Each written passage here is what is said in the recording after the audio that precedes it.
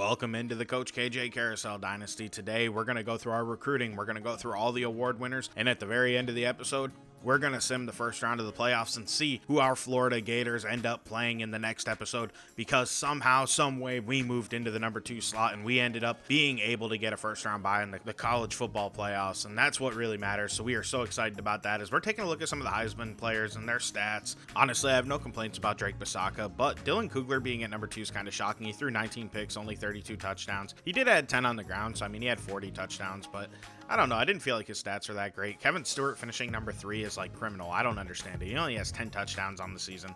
He did get 12 through the air. I guess that equals 22, but still, I'm not that impressed by that. I don't think he belongs at number 3 in the Heisman voting. Ollie Bailey-Smith added 17 on the ground, and then I don't know how many he got. He got 4 through the air, so I mean, that's decent. I don't think these running backs really deserved being this high in the rankings, as Jale Atwell had 13 rushing touchdowns. He ended up catching a couple more, I think, through the air. I think he had 2, if I remember properly. It was 3, my bad. Either way, he shouldn't have finished number 5. He did have an impressive season and an impressive career for the Miami Hurricanes, and we recruited him hard out of high school, but I feel like he's a little overrated. Drake Basaka, not surprised he won that award. The Walter Camp goes to Kevin Stewart. That makes some sense, I guess. He did have 22 touchdowns. Bednarik goes to Jeff Davis, the senior linebacker out of Ohio State. Nelson Lohman ends up finishing 2nd. We had Akeel Wesley 4th and Max Pierre 10th. We came close in this one. The Nagurski also goes to Jeff Davis. We didn't have anybody else in the running for this one at all, it looks like. The O'Brien, Dana Garcia finished 9th. Drake Basaka ended up winning it all. That's not that surprising. And if you guys don't know, the Heisman winner goes to a 99. Any finalist goes to a 95. Any award winner goes to a 95. Any first-team All-American is going to go up to a 90. Any second-team All-American is going to go up to an 87. And any all-freshman American that's not a 75 goes up to a 75 overall. It's the way I always do it in these series. I think it's the fairest way to make the stars stars. And if their overall is low, they deserve that boost if they played really well, because that's how it would work in real life. So that's what I do here. As we're looking at these other awards, we haven't had anybody really show up at all in these. I thought maybe for the Biletnikoff we might be able to have a receiver sneak out the bottom half of that, but we didn't, and I get it. We didn't really have any great stats with our receivers. However, you can see we won the Lombardi with J.J. White, Narkeithius Moore, Jerry Reese, and Stuart McCaffrey all finished up on that list. The Butkus went to Jeff Davis. Nelson Lohman ended up finishing 7th. That was pretty disappointing. The Thorpe went to Messiah Lynch at UCF. We ended up with Wesley, Poydras, and Pierre in the top 10. That's pretty impressive. The Groza, of course, our kicker didn't get on there. You know, I'm not shocked by that. The Ray Guy went to Kyle Boren, a freshman punter from Miami, and then Jensen Skalski won the Jet. Don't find that shocking at all. We almost always seem to win the Jet, especially if we have any sort of capable returner back there.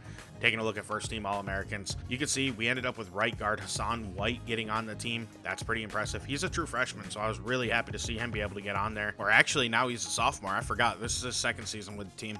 We ended up with J.J. White, Narkeithius Moore, and Stuart McCaffrey all ending up first-team All-SEC and also first-team All-NCAA, which is what we're actually looking at. Middle linebacker Nelson Lohman ended up making it, and then Jensen Skalski as the return. That's not shocking. Taking a look at the second-team All-NCAA, J.L. Atwell was on there. He's somebody we recruited. I've mentioned him a bunch. Going through, there really isn't a whole lot of other people on this list for us, at least on offense. It looks pretty thin. We didn't have anybody qualified. Defensively, maybe Jerry Reese at defensive tackle, I thought could have snuck on there. Maybe at corner, I could see one of the guys sneaking on there. And we do. Zach Poydras, did not really expect him getting on there, but he got on there. Max Pierre at safety got on there. So did Tony Apu. I didn't expect that. I thought he was kind of like burnt toast sometimes. So that's pretty impressive that he was able to get on the list. And that's also going to give him a boost to an 87 overall, which is kind of shocking and also could potentially lead to him leaving early on us. That's kind of risky now, and we don't have a lot of depth at safety. So we can hope that that doesn't end up happening. We don't have anybody on the all-freshman team. Not really surprised by that. We didn't play a bunch of young guys this year. We had a little bit more depth on this team of older players, so I'm happy about that. Taking a look at some recruits, Harrison Storm ended up committing to the Gators. He's a -6, 66 overall. He does bring 94 speed, though, so that's something that I think we can use on this team. He doesn't really have a whole lot else going for him, so we'll have to see if that's able to work out. We ended up getting number 1 receiver, Marion Eason. He's a 5-star, 6'2", 196 out of Deltona, Florida.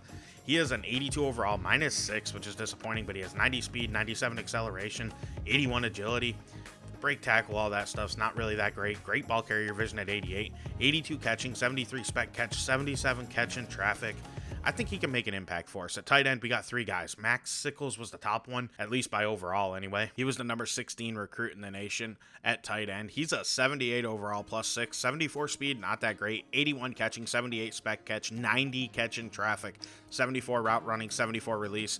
Love it. We got the number 19 tight end in Miles Kaufman. He's a 4-star. He committed to the Gators over Miami. He is a 68 overall, minus 3. He's 72 speed, 72 catch, 75 spec catch. Honestly, he's kind of a work in progress and somebody that probably should be redshirted. We don't currently have any tight ends on the roster, though, so we'll take him. Austin Moncrief's next. He's the number 88 tight end. He's a 3-star, and he's a 74 overall out of Nevada.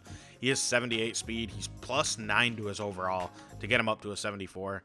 He has decent acceleration. He has a lot of work to do. Catching sucks, but his spec catch is an 86. His catching traffic's a 79. We're excited to bring him in. Next up's the number 40 end, Hussein Ford, who's 6'8", only 231 pounds, but he's an 85 overall plus 6. Not great speed, but if you look at his power moves, finesse moves, they are incredible. 82 and 90 as a true freshman. He has 92 tackle. This kid's going to be a game wrecker. I can't wait to get him in here. Raymond Johnson's up next. He's a 66 overall corner. Not special, but we needed corner depth. Number 165 player in the nation. He didn't go up or down. He's only got 87 speed. He's got 80 man coverage, which is his strength. 75 zone, that's okay. Press really sucks, but he has time to develop. I don't think we need him to start, but if we lose some of these guys to the draft, we need him in here. At strong safety, we have Bryce Miller, who's only a 64 overall 3-star, but we needed some help. He's a -2, 79 speed, 76 tackles, probably his best attribute. He's just a developmental guy that's going to add depth that might transfer away. We just need him here. Next up, we have 4-star number 8, Lavender Green, coming in. He's out of Ohio. We need him to be a good player for us. He's a -2 to get down to a 71, but he has 82 speed, 95 acceleration, 91 agility, 75 tackle. Man coverage sucks, zone coverage sucks, but really good press. So he kind of seems more like a slot guy, but we'll see how it works out. Next up's Rowan Heeman, a 3-star, number 17 strong safety out of Maryland. He comes in at a -1, 68 overall. Not really great at anything besides pursuit and hit power. His zone coverage is pretty good at 74, and his press is really good at 78, so he might be able to make an impact for us, but I don't expect him to. Right away anyway. Nate Johnson's next, 3-star, number 61 athlete. He is a big dude, 6'6", plus 17 overall, all the way up to an 82 overall. Now, he is not a quarterback, I can tell you that much. Looking at him, though, he's probably going to be a receiver with 80 catching. You know, I think that's going to help. 78 route running, 83 release, 77 catching traffic.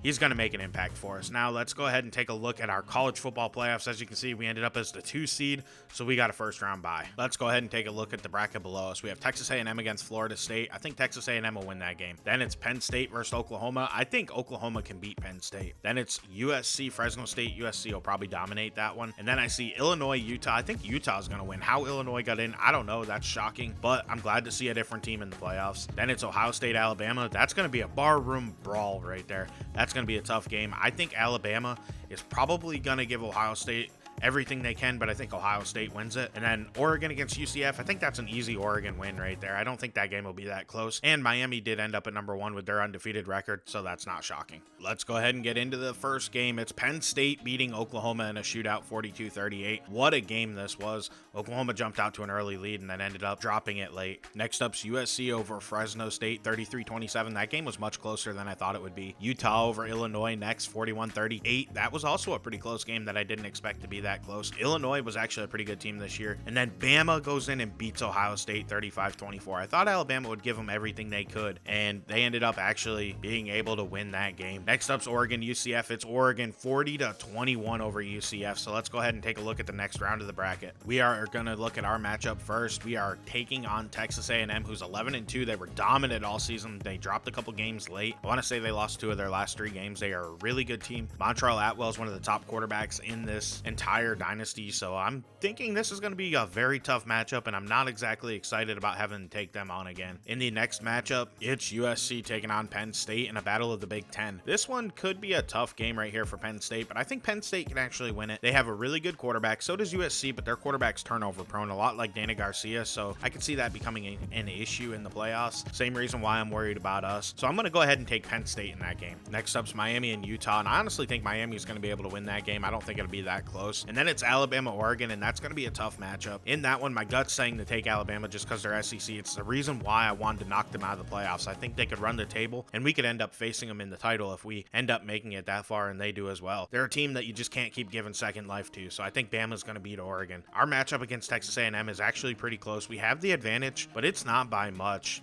It's a very close game, and I think that this is going to be a tough matchup. Like I said, Montreal Atwell's a great quarterback, and I look forward to taking him on. We'll be back with more Coach KJ soon. I cannot wait. I'm LDJ11. I want to thank you for watching. Please like and subscribe. Have a great day, and I'm out. It's a dream or a nightmare scarring. Hand me a drink, cause I think I'm going all in. Get me a shrink who can catch me when I'm falling. Cover up my scars, flip the handlebars, crashing in my car, wake up in a bar, I'll be a superstar.